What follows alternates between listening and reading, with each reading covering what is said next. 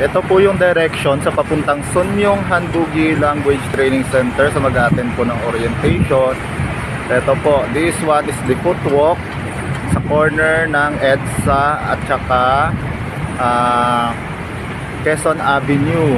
So dyan po tayo mong dadaan ang galing sa north, yung galing sa circle ng Quezon City. Ayun. Lakad-lakad lang po tayo dito.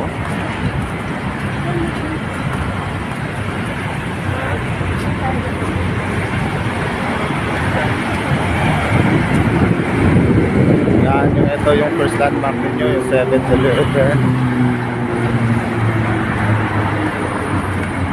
Diretso po. Yan yung second landmark ninyo, yung McDonald's.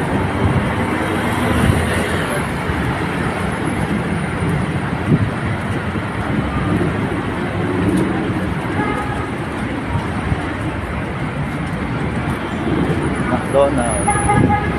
Pwede kayong dumaan dyan, pwede dito.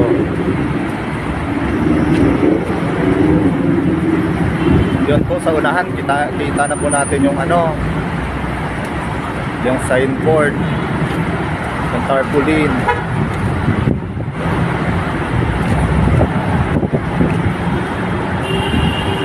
Diretso lang po, tawid ng daan.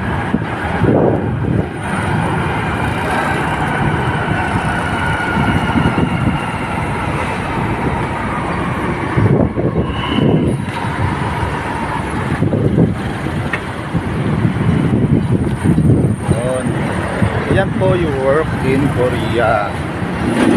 Ito po yung paakyat ng MRT. Yan, escalator. So dito lang po tayo sa gilid.